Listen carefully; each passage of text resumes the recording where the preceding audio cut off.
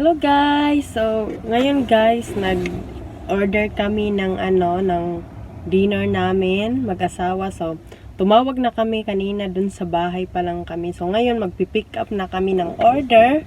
So, andun na yung asawa ko guys. Kinuha na niya yung order namin. So, i-wait na lang natin siya guys. So, yung order ko guys is chicken strips, yung favorite ko lagi ko yung kinakain guys. Yung chicken dito walang gravy. Yung sa Pilipinas, di ba mahilig tayo sa gravy, so meron sila mashed potato na may gravy. So bumili na lang ako ng gravy kasi dito binibigay ng free yung gravy. So bumili ako kasi every order mo guys may free na dalawa. So yung in-order ko is chicken strips and tater tots and yung gravy, tsaka yung asawa ko naman is fried fish fillet. So mamaya guys, tingnan natin kung ano ang in-order niya at ang in-order ko guys. So no rice guys, but okay lang yun kasi wala talaga dito rice, lalo na mga restaurant na American restaurant. Pero pag Asian restaurant guys, mayroon sila mga fried rice, ganon. So pag American, wala. Even sa McDonald's guys, walang rice. So yan. So guys, let us see what is our order. Ito guys yung pinaka natin. Tadang! Ito guys is cottage cheese. Ito naman yung sauce. Ito yung gravy.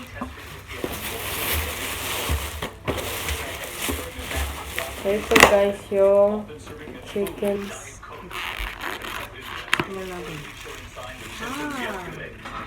President Trump now says testing at the White House will increase from once a week to once a day. The death toll in America is now more than 75,000. President Trump pushing to get more states up and running. 44 states easing restrictions by tomorrow. Nearly half of those states with COVID-19 cases, and Los Angeles too. Ito yung fish fillet. Tonight we hear from the father of an 8-year-old boy here in New York whose heart stopped.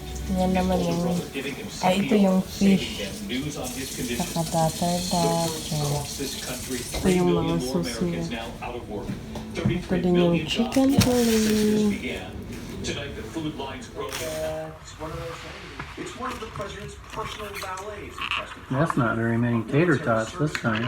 On the team that serves his lunch and Diet Coke in the Oval Office. I have very little personal contact. Yeah, it's not really many. Nobody is a good person, but I've had very little contact. The president revealed he is now going to be tested for coronavirus every day. No matter what you do, testing is not a perfect art. So we test once a week. Now we're going to go testing once a day. While there will be testing every day at the White House, testing capacity for the rest of the country is still short of where most experts say it needs to be for people to get back to work safely. Just yesterday, the White House press secretary dismissed the idea of making tests available for all. So the notion that everyone needs to be tested is just simply nonsensical. The people who need to be tested are vulnerable populations. Today, the president was asked if he is concerned that many states are moving forward with plans to partially reopen, even though they have not met the White House's guidelines for reopening. We give leeway to the governors, and these are governors that have done a good job. We rely on them, we trust them, and hopefully they're making the right decisions. The president met today with the governor of Texas, who is reopening his state, even though the number of cases there are on the rise. We created these surge forces that will go out to regions where there are flare-ups, and it's like putting out a fire.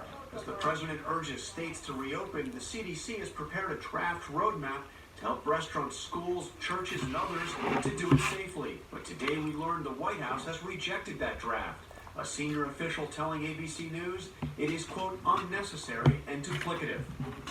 All right, so let's bring in John Carl. He's with us live in Washington tonight. And John, the president told me this week in Phoenix that this is an invisible enemy. It's tough. And he said to me that it could happen to me. The president was very clear that he knew of the dangers of this virus. You reported there he's now tested negative. But of course, immediate questions, John. The president was asked today whether his valet wore a mask when they were together.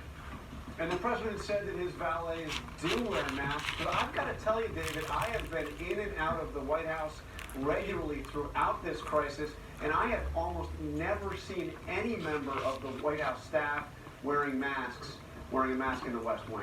All right, John Carl with us from Washington. John, thank you as always. We have new reporting tonight on that dangerous condition being seen in children possibly linked to the virus. Governor Cuomo warning parents to be on the lookout for symptoms. That was just 24 hours ago. And now tonight, new cases now being reported here in New York, in Boston, and in LA as well. Tonight here, we hear from the family of an 8-year-old boy who went into cardiac arrest. His brother jumping in to perform CPR, saving him. Here's ABC's Stephanie Roberts. Yummy. Tonight, new cases of a mysterious illness possibly linked to the coronavirus, now flaring up in children. In New York City, 8-year-old Jaden Hardawar became critically ill and was rushed to the hospital after his mild fever worsened, sending him into cardiac arrest. We saw him there, we checked for a pulse, no pulse at all. Immediately, my older boy, he get on the bed and he starts to pump the chest. Jaden's older brother, a Boy Scout, administering CPR as they waited for help to arrive. Doctors later testing Jaden for COVID-19. He was negative, but tested positive for antibodies. He's conscious, he's listening to us, but his voice is not there yet. He's not able to say much. Jaden is one of at least 64 children in New York affected by what's being called pediatric multi-system inflammatory syndrome.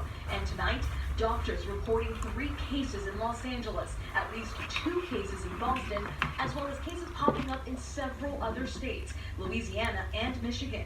Doctors say symptoms include fever, rash, eye irritation, swollen lymph nodes, and stomach illness, similar to a rare condition called Kawasaki disease, which causes the inflammation of blood vessels and can lead to heart problems. What's important for these children when they're coming in, Where's your because colors? their cardiovascular system is so You took it. compromised, they're in shock. Oh, this is yours?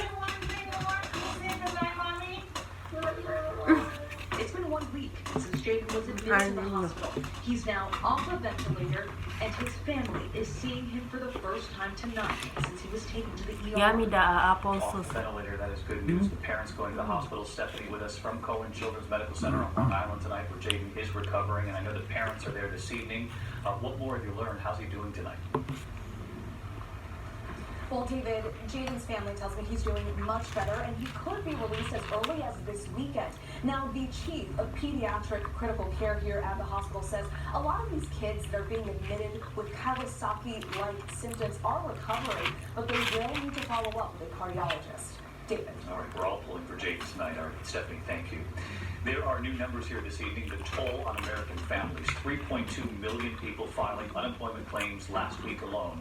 More than 33 million Americans now out of work since this all began. Many of those families say they now have to choose between paying bills and feeding their families. Here's Eva Pilgrim. Tonight, lines stretching longer, the food harder to come by, and desperation growing. I have 3 kids in my house. My wife. 2 weeks. For 2 weeks, we were waiting for some food. We don't get nothing. More than 33 million Americans now out of work. In New York, lines snaking through the streets at the Brooklyn Food Pantry. Organizers seeing people facing painful dilemmas. The choice is, do I pay my rent? Do I pay my bills? Do I feed my children? 9 million children 12 and under are now not getting enough food, according to a new survey released by the Brookings Institution. One more empty shelves. With so many in need, this Salvation Army in Fort Lauderdale nearly running out of food. Hundreds lining up before dawn in North Carolina. Yoon Marshall is a taxi driver. She's been out of work for weeks and is just trying to feed her 10-year-old son. I do really need a call. My bank account is getting negative. I basically run out of options. David pressing the president about the very real possibility of 19% unemployment. Let me ask you about the tremendous hurt in this country. There are 30 million Americans who are unemployed. You don't need me to tell you that. We're expecting the new unemployment rate this week. There have been forecasts 15, 16, 17%. One of your advisors projected an unemployment rate of 19%. That's nearly 1 in 5 Americans without a job. How bad is this going to get? Well, that is what it is. And you know, it's very interesting. Even the Democrats aren't blaming me for that. We had to close it up and we saved millions of lives and we did the right thing. Now we're getting back to work. The president earlier this week That's in nice. Phoenix, and even we know there are still many Who's Americans the one waiting for who stimulus interviewed money and for President unemployment Trump? benefits.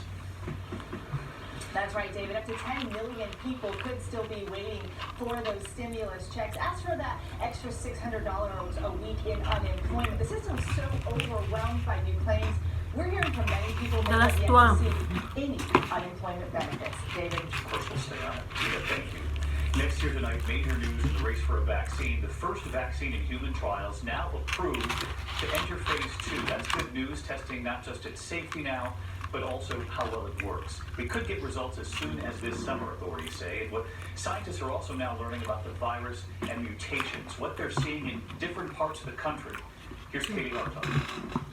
Tonight, a new clue in the war against coronavirus as scientists race to develop a vaccine. Fortunately, it doesn't mutate the way influenza does. I don't think it will have this sort of very rapid seasonal change that we have to deal with influenza. Researchers say here in the U.S., we have a West Coast and an East Coast version of the virus. But these minor differences won't hinder the quest for a vaccine.